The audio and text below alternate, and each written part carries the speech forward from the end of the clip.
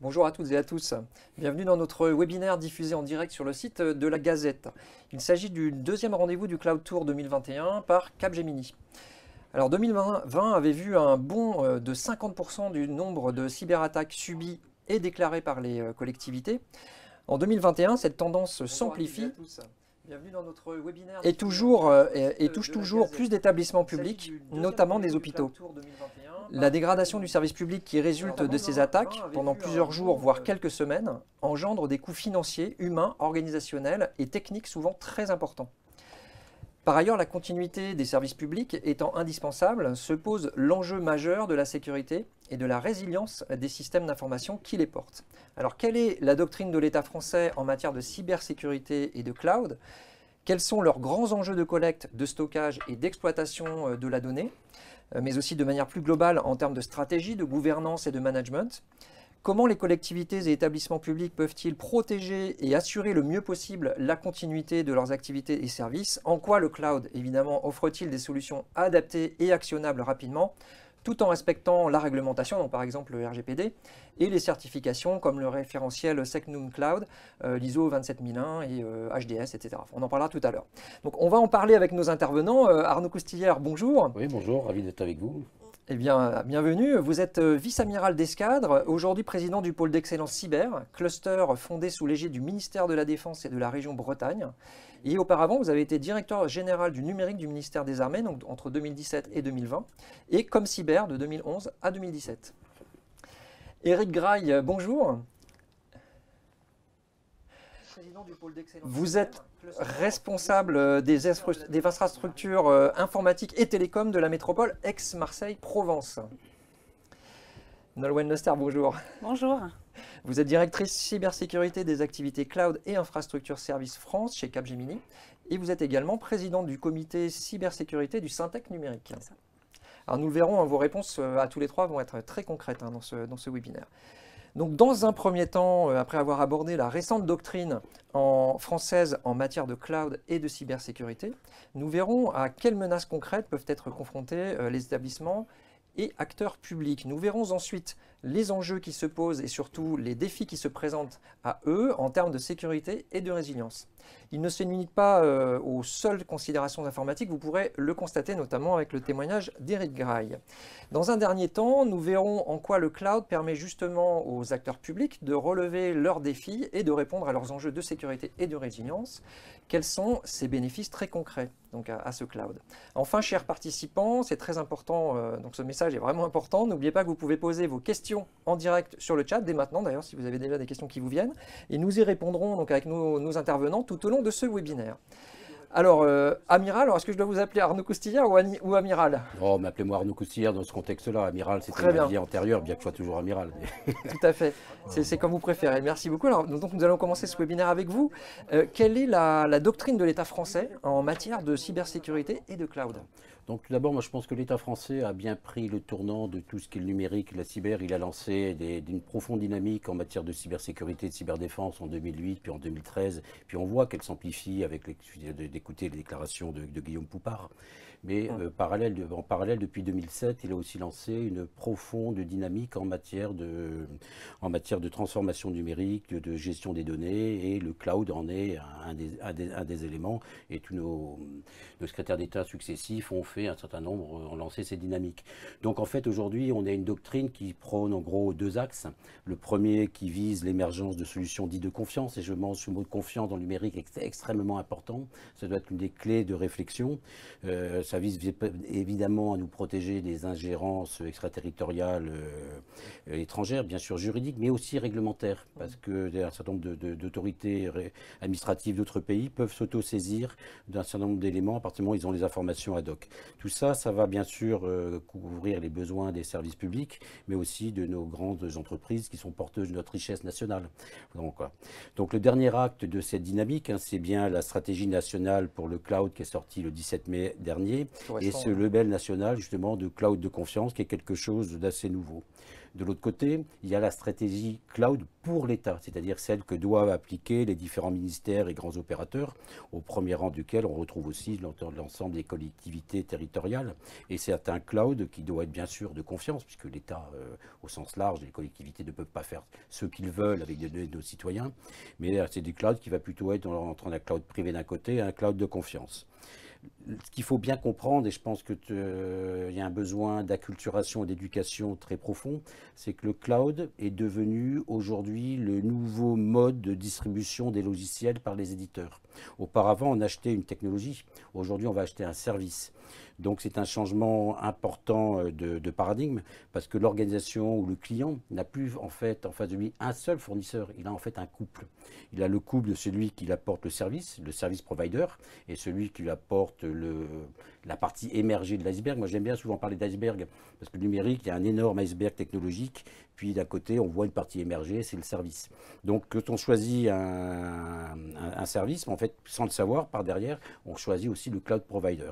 Et c'est ce chose-là qui est de nouveau quelque chose de nouveau et sur lesquels toutes les organisations doivent s'interroger en sachant, je prends un service chez Monsieur X, et bien Monsieur X, derrière, mes données, elles sont où? Elles sont en Irlande sous le cadre juridique américain ou elles sont à Strasbourg sous le cadre juridique français. Et on ne peut pas échapper à cette réflexion qui est aujourd'hui. Donc c'est pour ça que cette notion de label de confiance, de cloud de confiance est là pour guider les collectivités, pour guider nos entreprises. C'est l'ANSSI qui va la distribuer et ça aide à se reposer les bonnes questions dans cette dynamique. Et notamment comme l'ont fait aussi les États européens, puisque d'un côté, on a des partenaires qui apportent des solutions extrêmement intéressantes, nos amis les GAFA, mais on ne peut pas faire tout avec nos données, et encore moins avec les métadonnées, parce que les métadonnées servent à contextualiser les données, et de l'autre côté, il y a toute la problématique des algorithmes. Voilà, donc ce label va au-delà de l'initiative Gaia-X, et c'est quelque chose qui est extrêmement important en matière d'autonomie stratégique. Et là, du coup, ça amène aussi à se poser des questions entre faire la part des choses et entre ce qui relève de la pure sécurité des systèmes d'information ou de la cybersécurité, donc ce qui relève de la protection et de la défense face aux attaques informatiques, et ce qui relève de la confiance. C'est deux notions différentes sur lesquelles il faut réfléchir, il faut arriver à combiner aujourd'hui. Est-ce que j'ai confiance dans ce cloud provider de services qui peut être une boîte française, une start-up française, et cloud provider qui peut être un américain d'un côté. Ça se discute. Par exemple, moi je ne veux pas donner d'exemple, c'est pas mon rôle. Moi je suis simplement là, pas en tant que donneur d'alerte, mais en tant que faisant passer un message. Non mais le débat est là aujourd'hui. Le débat est là et le monde numérique est compliqué. Ouais. Donc il faut faire un investissement pour réfléchir où est-ce que l'on met le curseur en fonction de l'organisation, de la mission de son organisation. Quand on est un supermarché, on n'a pas la même sensibilité que quand on est une mairie et on a les données de nos citoyens. Donc ces deux notions sont des notions assez complémentaires. Et derrière la confiance, bien sûr, ça suppose communauté de destin, ça suppose cadre juridique, ça suppose cadre réglementaire, ça suppose aussi un juste retour sur investissement et savoir où part l'impôt. Aujourd'hui 75%, je crois, de ce que mettent les entreprises, de l'État français ou les entreprises, les clients français dans le numérique, 75 repartent chez les GAFA sans qu'il y ait le juste retour de l'impôt du même niveau. Donc il y a une problématique, donc d'ailleurs c'est tous les débats politiques qui sont en cours aujourd'hui. Donc protection d'un côté, c'est vérifiable, c'est quantifiable, il y a des sociétés faites pour, et de l'autre côté, confiance, ce qui demande une réflexion de chacune des entités. Alors merci pour cette très intéressante entrée en matière. Peut-être toujours avec vous, Arnaud Coustillère, quelles sont les dernières évolutions des menaces cyber? Oui, moi je vais très modestement vous faire part de mon expérience, parce que j'ai pris le dossier de la cyber des armées en 2008 et je l'ai rendu à peu près en 2017.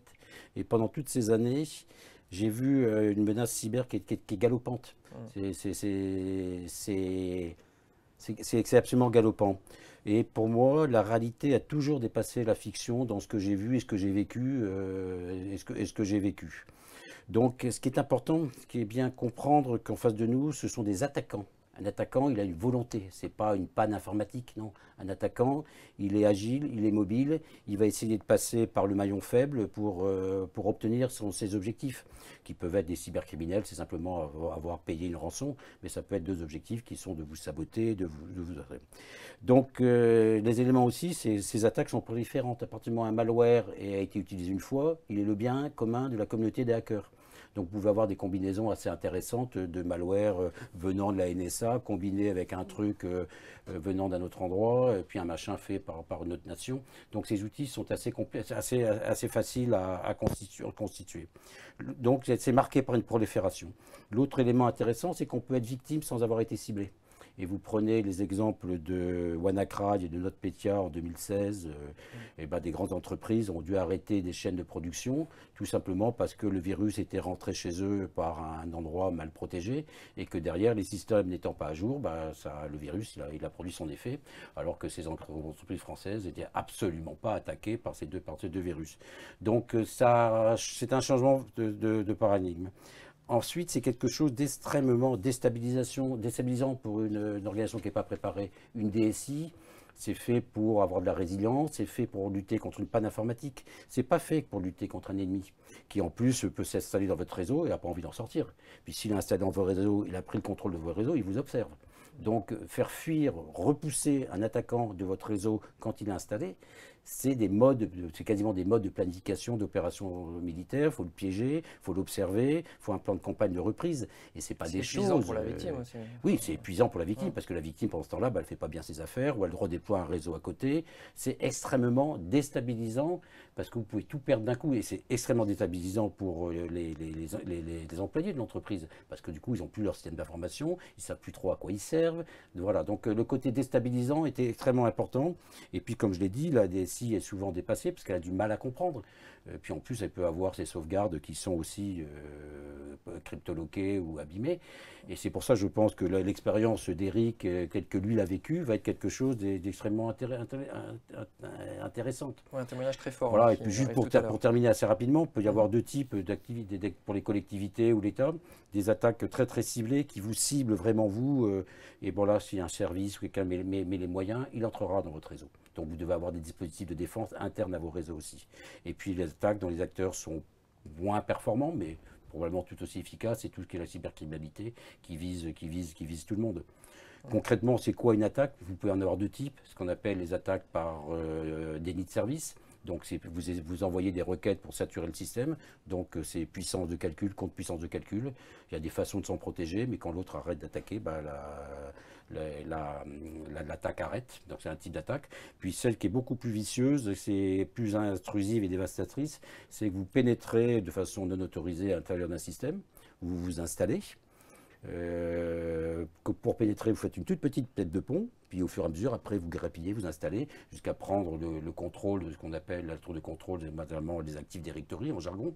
Et là, vous êtes dans le réseau et vous pouvez administrer le réseau à 15 000 km, comme si vous étiez dans la salle serveur à côté. Et à partir du moment où vous êtes dans un réseau, vous pouvez espionner, vous pouvez saboter, vous pouvez détruire, vous pouvez faire à peu près quasiment tout ce que vous voulez, et puis vous pouvez amplifier ça par des bonnes menaces sur les réseaux sociaux. Donc c'est vraiment une attaque qui procède d'un ciblage et des vraies opérations menées par des organisations criminelles ou non criminelles qui sont tout à fait organisées. Tout à fait aujourd'hui, la mode est aux prises d'otages, parce que c'est ce qui rapporte le plus à travers les crypto-lockers, puis dans 6 mois, dans 1 an, ils se déplaceront sur un autre sujet. Donc on n'en a pas fini. Investir dans la cybersécurité, c'est pas un luxe, c'est une obligation aujourd'hui, vu l'état de faible niveau de sécurité de l'ensemble des systèmes qui sont livrés par les grands éditeurs, y compris nos amis américains. Donc ça valait, merci beaucoup. Ça valait vraiment la peine de prendre le temps de dresser ce panorama-là, hein, pour bien comprendre ce qui se passe. Mais par contre, la prise de conscience, est-ce qu'elle se fait suffisamment du côté des acteurs publics, Nolwenn Lester? Ça s'est clairement accéléré. Tout ce que vient de décrire Arnaud a été relayé par voie de presse et c'est amplifié. Et je pense que la plupart des organisations se sont reconnues à un moment donné dans d'autres organisations similaires qui ont pu se faire attaquer. Donc je pense que le niveau de prise de conscience que personne n'est à l'abri, que la question c'est pas est-ce que, mais quand je vais me faire attaquer, je pense que ça, la plupart des directeurs informatiques l'ont bien en tête. La question c'est est-ce que Est-ce que les dirigeants, les autres parties prenantes en fait à protéger le son, c'est pas forcément évident, et surtout que chacun comprenne qu'il a un rôle à jouer là-dedans. Et c'est pas uniquement les gens qui pilotent l'informatique, c'est déjà n'importe quel agent, j'irais même plus loin, n'importe quel citoyen qui doit faire attention à ces pratiques.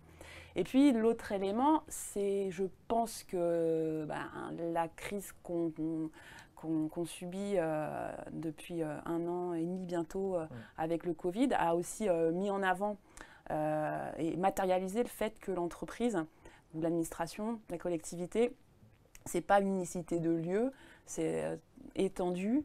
On a aussi pu collectivement prendre conscience du fait que cette digitalisation, numérisation dont on parle depuis un certain nombre d'années est concrète, et que du coup l'exposition aux risques cyber a dans le même temps augmenté. Donc d'un côté on a les menaces, les attaquants qui se sont perfectionnés, et c'est tout ce qu'expliquait Arnaud, et puis en même temps on utilise encore plus d'informatique aujourd'hui que hier, et puis demain on le fera encore plus.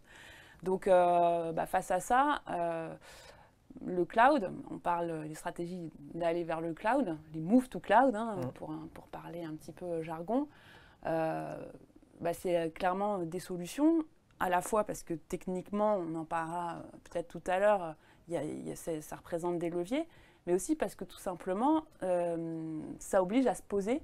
C'est une opportunité finalement. C'est une opportunité de se poser, de se dire où j'en suis aujourd'hui, où je veux aller demain, et en fait de se reposer des questions qu'on s'était peut-être pas bien posées depuis ces quelques dernières années, et du coup, indirectement, ça accélère aussi le niveau de maturité des organisations.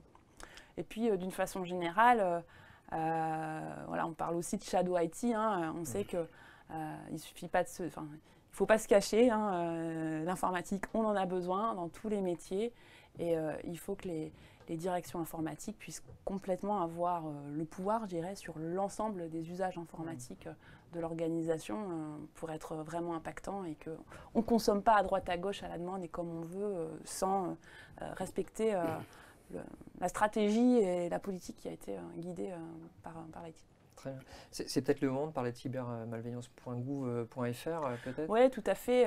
C'est cybermalveillance.gouv.fr. C'est un collectif qui, entre autres, accompagné par l'ANSSI, par d'autres organisations. Le Syntec numérique, par exemple, en fait partie aussi, mais plein d'autres. Et ce collectif-là, il a, entre autres, pour ambition de faire de la sensibilisation. Et donc, si vous allez sur cybermalveillance.gouv.fr, vous avez tout un tas de guides pratiques pour vous aider à vous poser les bonnes questions, pour savoir en cas d'attaque quoi faire, pour vous flécher vers des acteurs du marché si besoin de remédier sur des problèmes de sécurité, etc. Donc, c'est une bonne adresse à avoir de côté au cas où. Merci beaucoup. Alors là, on va bientôt passer à une question à Éric Graille, à votre témoignage, Éric. Mais avant, on a une première question d'internaute qui s'adresse à l'amiral, à Arnaud Coustillère. Donc, nous allons tous, je lis cette question, nous allons tous nous retrouver dans des structures plus ou moins multi-cloud. Comment organiser notre sécurité ? Dans les grandes lignes, bien sûr. Oui, dans les grandes lignes, ça passe bien sûr par tout ce que vient de dire Nolwenn, mais je pense que c'est une tendance de fond. Tu l'as bien dit, Nolwenn, tu es beaucoup plus informatique et beaucoup plus aussi d'informatique grise. Donc une façon de reprendre la main, effectivement, c'est d'avoir des stratégies cloud pour aller chercher le meilleur des capacités cloud, donc combiner du multi-cloud.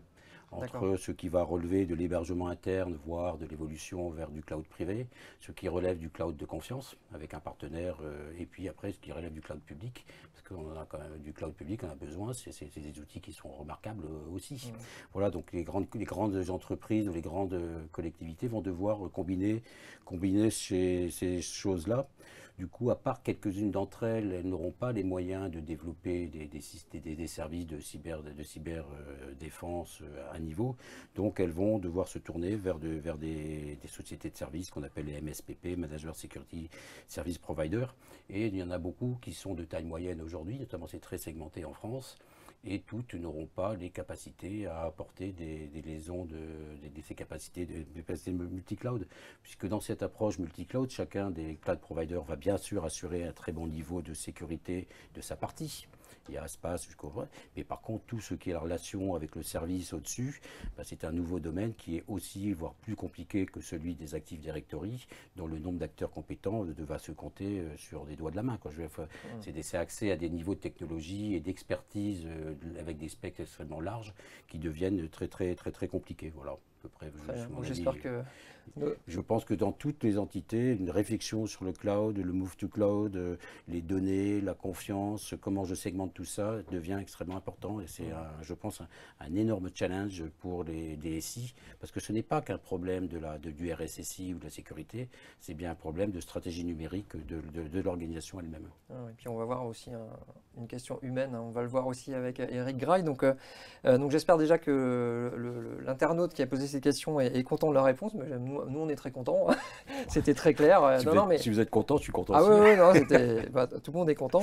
Eric Graille, donc je vous propose de passer à vous. Alors à votre témoignage, l'année dernière, donc, la métropole Aix-Marseille-Provence a subi une cyberattaque majeure. Donc est-ce que vous pouvez tout simplement nous raconter ce qui s'est passé? Oui. Donc on a subi cette cyberattaque au mi-mars 2020. Donc la métropole, elle sort d'une fusion en fait de 6 territoires au niveau des Bouches-du-Rhône. Et donc à l'époque on a récupéré 6 manières de travailler, 6 salles serveurs avec des data centers au milieu.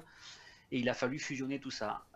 Mi-mars, on s'est retrouvé du jour au lendemain, puisque ça s'est fait dans une nuit, avec la totalité de 5000 postes de travail et quelque chose comme environ les 6 salles serveurs et les 2 data centers qu'on avait, ce qui faisait à l'époque à peu près 800 machines virtuelles.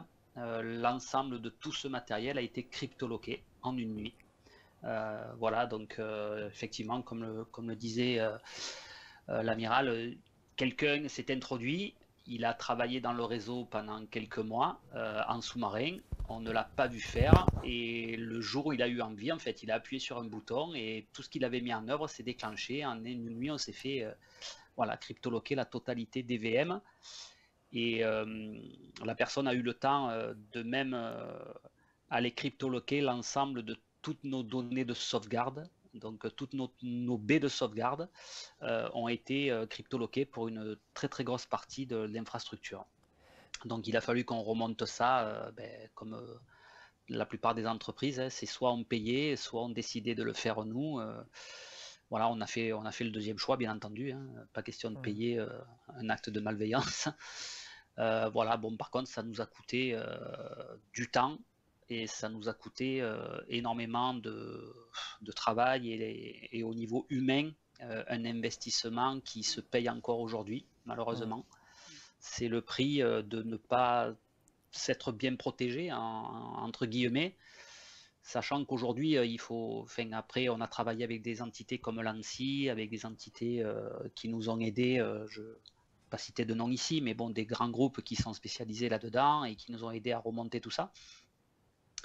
Et on s'est aperçu que malheureusement, on a beau se protéger comme on veut, quand on a des infrastructures, voilà, il faut savoir les tenir à jour en termes de sécurité, il faut en permanence travailler là-dessus. Et aujourd'hui, je pense qu'on n'était pas armé pour ça. Voilà, on faisait de la sécurité, comme tous les DSI de France, je pense, et du monde. Sauf que les pirates sont plus malins que nous et eux ils ont un but lucratif derrière et qui n'est pas forcément nous, en tout cas collectivité, on ne voyait pas sous cet angle, mais bon, on a appris à vivre. Oui, Eric Graille, je note aussi la date qui n'est peut-être pas un hasard, de mars 2020, on entrait dans le confinement. Qu'est-ce que ça a eu comme conséquence pour vous? Ça a un petit peu compliqué les choses, j'imagine? Alors, au contraire, je vais vous surprendre. Ah, d'accord. On va dire, voilà, on est rentré en confinement le 11 mars, on a été cyberattaqué le 15. Et en fait, le confinement a eu chez nous deux actions. Une, c'est qu'en fait, les agents se retrouvant confinés du jour au lendemain et on n'était pas encore dans la démarche du télétravail. Voilà, les entités comme la nôtre se sont mis au télétravail, on rentrait petit à petit dans la dynamique et on n'était pas forcément prêt pour faire travailler nos agents à l'instant T. Malheureusement, la cyberattaque qui s'est déclenchée au moment de ce Covid a fait qu'en fait, on s'est retrouvé avec une majorité de la population qui était en externe, qui n'avait pas accès au SI, parce qu'en fait, ils n'avaient pas les moyens de télétravailler.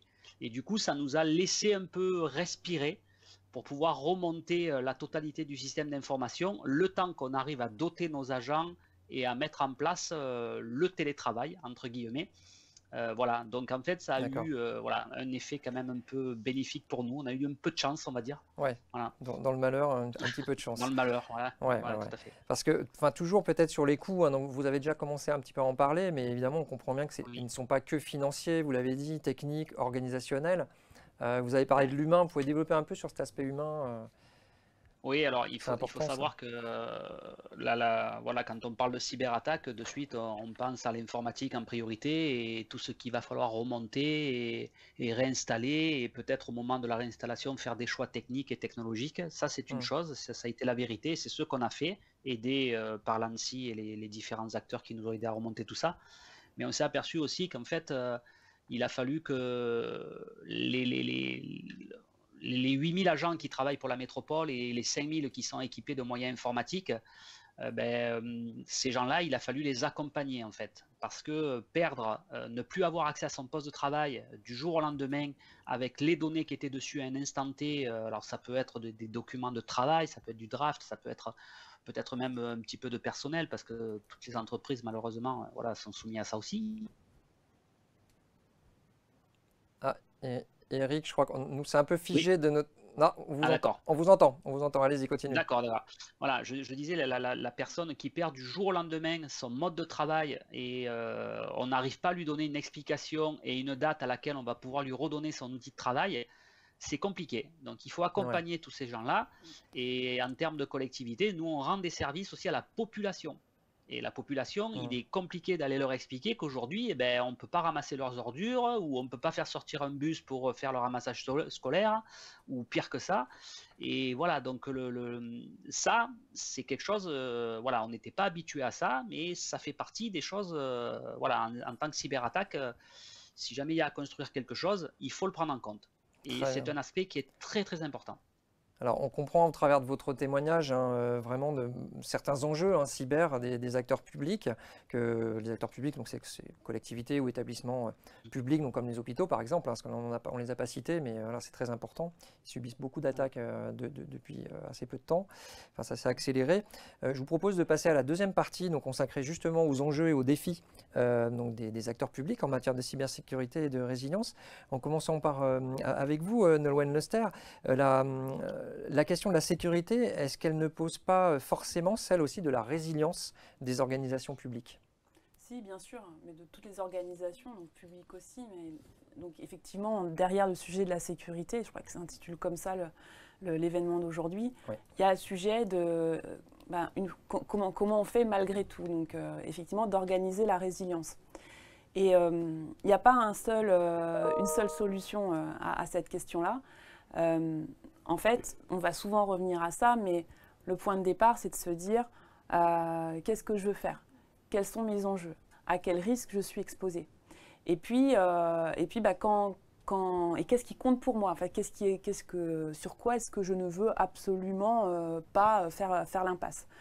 Donc effectivement, l'enjeu de résilience, ça va être un enjeu de robustesse, un enjeu donc technique, de mettre en place des systèmes pour rendre plus sécurisés au sens robuste les systèmes informatiques, mais aussi les organisations, mais aussi, on l'a dit tout à l'heure avec Eric, la gestion de crise, et aussi sensibiliser l'ensemble des acteurs sur leur rôle à jouer, donc avec toute la conduite du changement que ça peut suggérer derrière, puisque aujourd'hui, les ressources humaines sont aussi un facteur de résilience fort en cas d'attaque. Donc on va appréhender les sujets sur un panel assez large, technique, stratégique, managérial, humain, et puis évidemment financier, parce que on ne peut pas faire tout à n'importe quel prix. Il faudra aussi trouver des compromis économiques, d'où l'importance de positionner les curseurs et de savoir qu'est-ce qu'on veut bien perdre et qu'est-ce qu'on ne veut absolument pas perdre. En fait, c'est ça les questions. Mais c'est quand même une réponse très globale, quoi. C'est une réponse très globale et donc c'est une réponse de définir une stratégie, l'opérationnaliser, donc la décliner de façon tactique, mettre en place la gouvernance pour la piloter, les points de mesure, les points de contrôle. Enfin voilà, donc c'est du management comme d'autres types de management. Et c'est pour ça que moi je dis souvent, derrière la sécurité informatique, et en plus on rajoute cloud et sécurité, il y a tout de suite il y a plein de jargons techniques qui arrivent. Et ça peut faire peur aux dirigeants d'organisation qui n'est pas toujours issu du monde technique. Moi, je pense qu'il faut un peu se faire confiance et se dire que c'est beaucoup de questions de bon sens et qui est lié en fait à la connaissance de son activité. Donc, il n'y a pas de raison en fait, qu'on n'y arrive pas et on n'a pas besoin d'avoir 30 ans d'expérience en cybersécurité pour imaginer vers où on doit aller et ce qu'on doit faire. Très bien. Justement, je vais vous poser une deuxième question à vous, Nolwenn Lester, d'internaute. Donc, je suis une collectivité et je démarre sur le cloud. Ça tombe bien. Quelles sont vos recommandations d'un point de vue sécurité? Vous avez déjà un peu répondu, mais du coup... Oui, après, ça va dépendre ce que l'internaute a mis sur le cloud et à quel point ce patrimoine est critique pour lui. Mais donc, déjà, il faut qu'il définisse les bons engagements de service qu'il attend de son cloud provider. Donc, en fonction de ça, il y a différentes solutions qui existent sur le marché. Ça a été dit un petit peu tout à l'heure par Arnaud. Public, privé, cloud de confiance, France, ailleurs, et puis avec quel type d'engagement de service. Donc il y a un contrat de service derrière qu'il faut bien lire et challenger. Et donc il n'y a pas de réponse universelle à cette question, malheureusement. On est quand même sur du sur-mesure, il faut bien étudier sa propre situation. Alors Arnaud Coustillard, quels sont les grands enjeux de collecte, de stockage et d'exploitation de la donnée? Parce que là on parle quand même de données depuis tout à l'heure, finalement. Donc pour ces organisations publiques. Je pense qu'il faut revenir un petit peu à ce qu'est l'ADN du numérique aujourd'hui. On voit bien que entre informatique et numérique, c'est pas tout à fait la même chose. La révolution numérique porte sur un modèle. Et le modèle, c'est ce que l'on appelle en jargon la plateforme. C'est celui qui se met au centre de son écosystème. Il crée de la valeur. En fait, il connaît parfaitement les habitudes des usagers, des clients. Et de l'autre côté, il connaît les capacités de celui qui produit ou qui délivre. Il se met au milieu et tout passe par lui. Donc, il est au centre. Il capte et exploite de très grandes quantités de données plus rapidement que les autres. Il anticipe les différents choix et là, du coup, c'est de la donnée. Et surtout, je voudrais insister sur les métadonnées parce que les métadonnées, on n'en parle pas beaucoup dans les cadres juridiques, mais bien souvent, elles parlent beaucoup plus que la donnée elle-même, puisqu'elle permet de la contextualiser, dans quel contexte elle est utilisée, dans quel cadre. Puis derrière, au-dessus, vous avez tout ce qui touche les algorithmes, qui sont quelque chose dans lesquels on a besoin d'avoir une bien meilleure transparence, savoir qui les entraîne, qui les a produits, comment on les vérifie, comment on les certifie, et avec quel niveau de transparence. Et pour que tout ça fonctionne, on retombe sur l'infrastructure, sur le fondement du numérique, qui est le cloud, donc qui est quelque chose comme d'extrêmement essentiel, D'où tous les débats actuellement.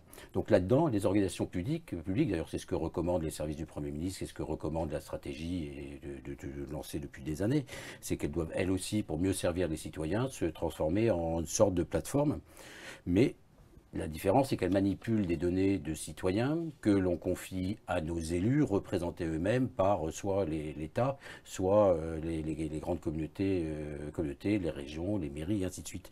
Donc on ne peut pas avoir un comportement qui soit purement technique ou purement commercial, du go-to-market le plus rapidement, puis on s'aperçoit que j'ai un super service, il marche vachement bien, mais il est porté par AWS ou par Google, et toutes les données sont ailleurs, et puis derrière, il n'y a pas de retour, et voilà. Donc, et pour moi, ça en va aujourd'hui d'un nouveau contrat social qui doit être repassé entre l'État au sens large et ses citoyens.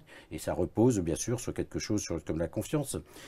L'État a pour mission de protéger ses citoyens. L'État, les collectivités, On parle beaucoup des polices de proximité, une bonne sécurisation, une bonne vigilance dans le net, c'est des choses que sur lesquelles beaucoup de mairies travaillent aujourd'hui. Donc du coup, les données qui servent à contextualité doivent pouvoir être tracées, ça ne peut pas être donné à n'importe qui. Puis je pense que quand tout à l'heure, Loane disait faut que l'entreprise fasse une stratégie pour ses clouds, oui, mais il faut faire une stratégie en fonction aussi de ce que vont penser ses clients. Parce que vendre à un client un service qui est à moitié hébergé sous cadre juridique américain par rapport à un service qui est sous cadre juridique exclusivement européen, en fonction du type de service, c'est pas la même valeur. Donc toute cette réflexion-là doit être, doit être faite. Et on voit bien que ce ne sont plus des choix qui sont simplement techniques. Il y a tout derrière, toute une dimension, je voudrais dire, politique au sens noble du terme. Et je pense que dans les élections, je n'ai pas fait très attention. Il y a peut-être, on parle beaucoup de l'écologie, on parle de numérique responsable en termes de consommation d'électricité et ainsi de suite, mais il y a aussi un numérique responsable dans la bonne gestion des données de nos concitoyens. Très bien. Alors, Nolwenn Lester, quelles questions vaut-il mieux se poser pour assurer du coup ce niveau de sécurité maximum? On peut peut-être les classer par famille, ces questions. Ouais. Les questions autour du quoi, hein. Qu'est-ce que je veux sécuriser? C'est quoi mes grandes familles de sujets à sécuriser? Et puis, en fonction de chaque criticité, qu'est-ce que je suis prêt à investir? Et puis surtout, qu'est-ce que je suis prêt à accepter comme prise de risque, hein, jusqu'où je suis prêt à aller? Après, il va y avoir les questions du comment. C'est-à-dire que une fois qu'on a, il y a le côté je me protège, puis il y a le côté je me prépare à me faire quand même attaquer. Donc si sur tel périmètre il se passe quelque chose, c'est quoi ma feuille de route, c'est quoi mon plan de remédiation, mon plan de reconstruction, mon plan de gestion de crise. C'est hyper important de se poser ces questions quand tout va bien, parce que le jour où on est confronté à la situation, on sait déjà quoi faire, on sait déjà entraîner, et donc on va aller plus vite, et donc on va aussi limiter les impacts pour soi-même ou pour tout son écosystème, parce qu'il peut y avoir aussi des impacts d'image, hein, enfin tout ça au-delà de tout ce qui a été dit avant. Et puis après, la troisième famille de questions, il y en aurait plein d'autres encore, hein, mais c'est le peut-être avec quoi, donc avec quels moyens financiers, quels moyens humains, dans quel cadre contractuel, qu'est-ce que je fais écrire dans les contrats de mes fournisseurs. Je pense que c'est toujours important.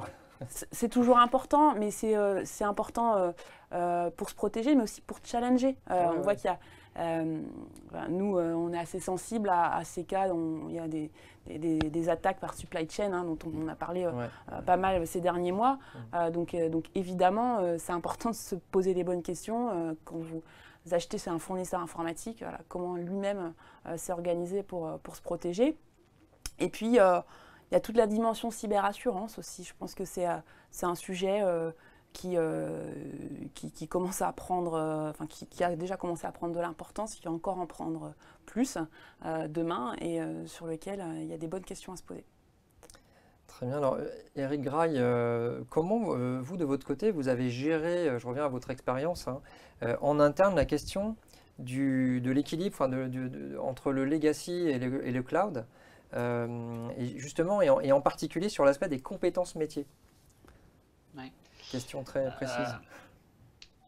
Alors, il y a quelque chose qu'il faut bien comprendre, c'est qu'aujourd'hui, les gens qui travaillent dans l'informatique et qui font principalement mon métier, c'est-à-dire qui mettent à disposition des plateformes d'infrastructure de compute, de stockage, pour que l'ensemble des acteurs puissent développer la data, des applications et tout ce qui est autour. Voilà, il y a depuis quelques années, enfin, chaque DSI était habitué à construire ça en interne, donc ce fameux legacy. Mais on s'aperçoit qu'aujourd'hui, voilà, pour continuer à administrer et à faire tourner cette brique-là de la meilleure des manières, il faut de la compétence en interne qui est pas forcément facile à trouver aujourd'hui, en tout cas dans les collectivités. Voilà, il faut faire des recrutements, c'est complexe. Donc là, il y a la matière RH qui va arriver derrière. Et aujourd'hui, quand on voit la facilité avec laquelle les CSP mettent à disposition, et je vais appeler ça les services, hein, pas forcément les applications, mais les services et tous les écosystèmes à côté, on est tenté d'y aller. Donc voilà, et petit à petit, ben, on s'aperçoit que quand on dit aux équipes en interne, en local, on va sortir telle et telle brique du SI pour le faire tourner en mode SaaS dans le cloud privé ou public, peu importe les choix, ça fait un peu peur. Voilà, au démarrage. Je veux dire, c'est compliqué à des gens qui ont fait ça toute leur vie de leur dire, bah, écoutez, on va vous enlever un peu votre métier parce que vous, construire les briques, assembler des serveurs, les faire fonctionner, vous occuper de la couche de virtualisation et d'infrastructure et la partie réseau, firewalling, tout ça, et on leur dit, ben, on va sortir tout ça en fait. Et ben, on va aller mettre ça à l'extérieur et on n'aura plus à s'en occuper. On va juste faire, entre guillemets, que payer un service et on aura une sécurité et quelque chose de résilient. Donc c'est un peu compliqué à appréhender. Alors bon, après, voilà, il y a des choix qu'il faut faire, il y a des stratégies à monter. On n'y va pas d'un coup, on ne fait pas tout sortir, ça vaut peut-être pas la peine non plus d'aller tout mettre à l'extérieur. Voilà, il y a cette ressource RH qu'il faut continuer de gérer. Parce que voilà, si on ne le fait pas en interne, il faudra le faire à l'externe. Et si qu'il y a en externe, dit forcément, voilà, il faut le financer, il faut trouver les ressources financières et puis il faut de la ressource humaine pour gérer, mais d'une autre manière. En fait, là, c'est plus de la chefferie de projet, c'est plus de la conduite, c'est plus, voilà, c'est moins de la technique. Bon, dans tous les cas, il faut le garder en tête. En tout cas, mais voilà, cette partie entre le cloud et l'externe.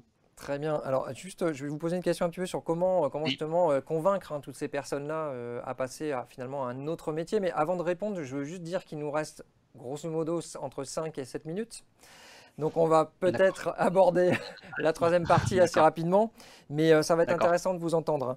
Et je voudrais dire aussi aux participants que là, je vois vraiment de nombreuses questions, donc vous comprendrez qu'on n'aura pas le temps de toutes les traiter. Donc, par contre, dans le chat, vous avez dû voir un message qui vous donne une adresse email à laquelle vous pouvez tout à fait poser ces questions. Donc, n'hésitez pas. Voilà, j'essaierai de caser une question, mais on a quand même 2 sondages à vous proposer. On a la troisième partie à traiter, donc voilà, on va accélérer un petit peu. Donc, juste voilà sur comment Eric Graille, comment convaincre justement les personnes dont vous parliez, dont on vole le métier, enfin qui ont ce sentiment-là en tout cas, de finalement de changer de métier, quoi. Comment faire? Ben c'est de l'accompagnement au changement, mais l'informatique, on le sait tous, ça évolue très très vite et on l'a tous vu, on le subit au quotidien. Je pense qu'il faut arriver aujourd'hui, c'est simplement à passer le cap et à faire comprendre aux équipes qui aujourd'hui ont un métier qui est très très ciblé, qu'en fait ce métier évolue. Donc voilà, il ne faut pas leur dire qu'en fait, ils vont perdre la compétence ou quoi que ce soit, mais en fait, ils vont changer de compétence. Alors ça fait un peu peur, et le changement fait toujours peur, mais je pense qu'il faut les accompagner à ce niveau-là. Voilà. Mais je pense qu'il est aussi intéressant d'aller prendre en main des plateformes et des choses qui sont mises à disposition par les différents CSP et de les exploiter, les administrer, comme on le fait aujourd'hui sur un data center interne. Voilà, je pense que c'est simplement de l'adaptation. Voilà, il faut accompagner en tout cas les gens. D'accord, enfin, en tout cas c'est un vrai sujet. Merci beaucoup. Donc là je vous propose de passer à la troisième partie et juste avant ça on va vous proposer un premier sondage donc à nos chers participants. Donc on vous propose de répondre à cette question. Dans les 6 mois à venir, diriez-vous que l'amélioration de la sécurité et de la résilience de votre organisation publique est votre priorité? Donc voilà, vous aurez plusieurs réponses possibles. Arnaud Coustillère, donc on voit mieux quand même à présent déjà dans quel contexte évoluent les organisations et les établissements publics, en abordant cette partie donc du coup consacrée à la réponse spécifique proposée par le cloud. Je crois que vous vouliez partager quelques réflexions préalables qui sont liées à ce passage au cloud. Vous en avez déjà un peu parlé. Oui, j'ai déjà beaucoup parlé, mais j'aurais pas. Je pense que la réflexion, le besoin, c'est de réfléchir entre ce qui doit rester dans le domaine de la confiance par rapport à ce qui peut partir dans les domaines beaucoup plus innovants. Et c'est amusant d'ailleurs de regarder ce qui se passe autour des données de santé. Quand vous regardez les données de santé, il y a quelques années, c'était quelque chose qui était quasiment réservé entre les médecins. Le patient avait même quasiment pas le voir. Et aujourd'hui, c'est un peu open bar, quoi. Et c'est intéressant parce que il y a un domaine commercial avec des appétits étrangers extrêmement forts de laboratoires extérieurs. Et de l'autre côté, c'est des données extrêmement personnelles personnel. Puis en fait, il y a le troisième aspect, il y en a besoin de les partager pour améliorer la recherche. Voilà, donc le sujet de la santé est extrêmement intéressant. Donc chacune des organisations, je pense, a besoin d'élaborer des stratégies et quoi, il n'y a pas comme, il n'y a pas je veux dire, de réponse unique, mais en tout cas, il y a besoin d'y réfléchir. Ouais. Je crois que c'est un peu. Oui, oui, je serais d'accord avec ça, je pense, hein, ce que vous disiez un peu tout à l'heure. Oui, tout à fait. Et peut-être juste pour compléter un point, c'est-à-dire qu'il n'y a pas de réponse unique, mais le cloud peut aussi être une réponse de sécurité. On ne l'a pas trop dit là, mais... On va le dire juste après. Ouais. Voilà.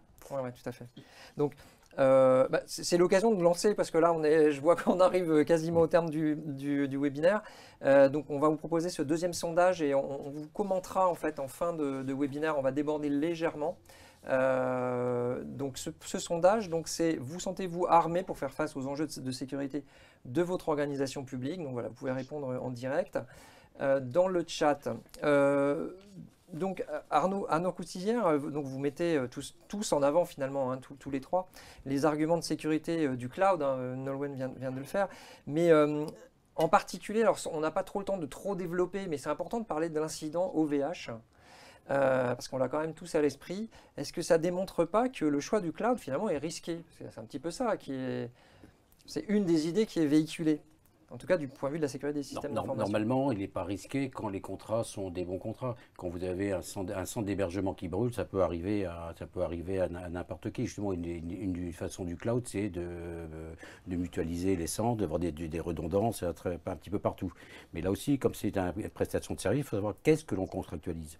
Quand on contractualise quelque chose pour quelques euros ou alors des abonnements gratuits qu'on peut avoir sur WordPress ou d'autres, il ne faut pas s'attendre à avoir une résilience. Donc, c'est extrêmement important de bien savoir, quand on externalise quelque chose, puisque c'est une externalisation, quel niveau de résilience, quel niveau de contrat et quelles sont les politiques de sauvegarde. Les données, c'est quand même le bien commun absolu de l'organisation. Donc elle peut, même si elle a des partenaires à l'extérieur, avoir des plans de reprise, des plans de sécurisation. Et c'est ça qui est important. Et je pense qu'il faut en tirer quelque chose de positif. Et ce qu'il faut en tirer de positif, c'est cette prise en compte de cette dimension. Très bien. Nolwenn Lester, vous voulez... Oui, un complément, on peut aussi utiliser le cloud, entre guillemets, juste pour faire son plan de reprise d'activité. C'est-à-dire qu'on n'est pas obligé de faire que des stratégies où on met tout vers le cloud. D'accord. Et comme vous avez la parole, donc en quoi le cloud offre-t-il justement des solutions adaptées et actionnables rapidement, tout en respectant la réglementation, les certifications, etc. Là, il y a plein d'offres sur le marché. Et donc, pour exemple, on a le marché cloud de l'UGAP sous l'impulsion de l'État et sous la direction de la DINUM et de la DAE qui propose des solutions qui sont immédiatement disponibles, immédiatement opérationnelles, sans que les acteurs publics aient des questions à la fois juridiques et technologiques à se poser. Donc en un seul marché, les acteurs publics ont accès à plein de solutions, de IaaS, de PaaS, pour rentrer un peu sur les termes techniques, auprès de 9 principaux fournisseurs de cloud sur le marché. Donc sur du cloud privé, public ou du cloud de confiance, donc typiquement Secnum Cloud pour le citer. Voilà, donc c'est très riche et c'est actionnable facilement par les organisations publiques. Très bien. Et alors, juste, avec votre autorisation à tous, hein, on va proposer peut-être 4 minutes de plus de cet échange très intéressant et important pour nos participants. Est-ce que c'est pas le moment, Arnaud Coutillère, pour les acteurs publics justement de passer au cloud, tout simplement, avec tout ce qu'on vient de se dire?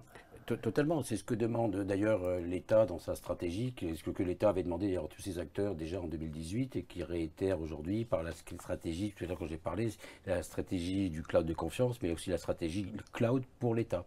Et dans les signes importants que l'État a donnés, bien sûr, il y a le contrat UGAP dont Nolwenn vient de parler, qui est quasiment actionnable et par quasiment toutes les collectivités, tous les organismes en France, mais aussi des mesures d'incitation, comme sur les règles du jeu comptable, typiquement toutes les dépenses de IaaS des collectivités territoriales sont aujourd'hui éligibles au fonds de compensation de la TVA. Donc c'est un article qui est passé dans le loi il y a à peu près 6 mois. Donc on les considère que c'est quelque chose qui est récupérable ou compensable. Voilà, donc c'est quelque chose d'important pour un directeur général des services qui compte les finances de sa collectivité, ou pour le DSI de bien savoir que ces dépenses-là peuvent être compensés en TVA, ce qui n'est pas négligeable comme avantage. Ah oui, Donc voilà, donc, à côté de hein. réglementation qui guide, l'État lance une dynamique et en plus met des mesures d'accompagnement financier.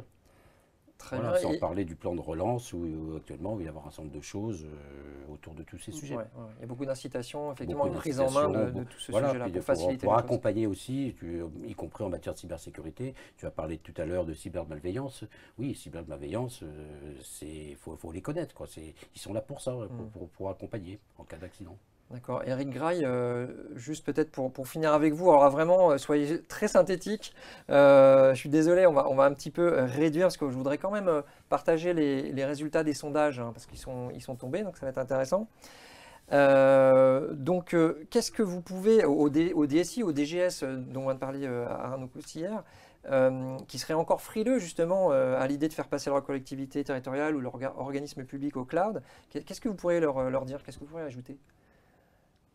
Je dirais qu'aujourd'hui, en fait, il faut aller vers le cloud sur les briques qui semblent aujourd'hui n'avoir aucun intérêt à être en interne et à être sécurisées, parce que la cyberattaque de la métropole Aix-Marseille-Provence a montré qu'en fait, tous les équipements qu'on avait dans le cloud aujourd'hui chez différents CSP n'ont pas été touchés par la cyberattaque. En fait, on n'a eu que notre cloud privé et notre cloud interne à nous qui a été touché. Donc, il faut commencer par des briques simples, messagerie et tout l'écosystème qui gravite autour, et petit à petit décrocher, je pense, une partie de son SI voilà, sur des applications et des services qui n'ont aucune valeur ajoutée à être sécurisés en interne, parce que c'est difficile, parce qu'il faut le maintenir, le surveiller. On n'est pas forcément tous équipés pour faire ça, alors qu'aujourd'hui les CSP ont mis tout ce qu'il fallait pour faire ça. Donc je pense que c'est la bonne approche. Enfin, une des approches en tout cas. Très bien, merci beaucoup. Donc là, je vais vous proposer donc les réponses au sondage, alors au premier sondage en tout cas, déjà, j'ai les premiers résultats. Alors je vous rappelle la question, hein, c'est dans les 6 mois à venir, diriez-vous que l'amélioration de la sécurité et de la résilience de votre organisation publique est votre priorité? Donc à 20%, les répondants ont répondu oui, c'est une urgence absolue. Seulement 20%, j'ai envie de dire. Je commande déjà un petit peu. Oui, c'est déjà en cours, 40%. Donc ça veut dire que c'est déjà pris en charge quand même. Mais c'est important, mais pas prioritaire. Alors ça, peut-être un petit commentaire, 40%. Et voilà, ne se prononce pas, là, moi, j'ai pas le chiffre qui apparaît, mais voilà. Mais les 40, enfin, ça vous amène quelques commentaires, par exemple, Nolwenn Lester? Ben oui, je pense que ça veut dire qu'il y a, c'est quand même des personnes qui écoutent cette séquence aujourd'hui, donc il y a un intérêt. Tout à fait. Donc j'espère qu'on vous aura voilà, peut-être incité à regarder de plus près, et puis peut-être que c'est aussi parce que ça donne l'impression que c'est compliqué, qu'on ne sait pas par quel bout le prendre. Voilà, donc Capgemini et ses confrères sont là pour vous accompagner aussi et vous aider à simplifier ces approches et voilà, à le rendre plus actionnable. Tout à fait. Et alors, voilà, donc on a un deuxième sondage dont les résultats tardent à arriver, donc je pense qu'ils vont peut-être arriver dans le chat un petit peu plus tard. Là, on a vraiment dépassé le temps, donc on va peut-être libérer un petit peu tout le monde. Donc merci à nos intervenants, mais aussi aux participants de nous avoir suivis, et pour leurs questions aussi qui ont permis d'autres éclairages. Alors on n'en a posé que 2, mais voilà, les autres, encore une fois, vous pouvez vraiment les poser via l'email qui vous a été partagé dans le chat, donc contactcloud.fr@capgemini.com. Ce webinaire sera disponible dans les heures à venir en replay sur le site de la Gazette. Donc au revoir à toutes et à tous et portez-vous bien. Merci à tous.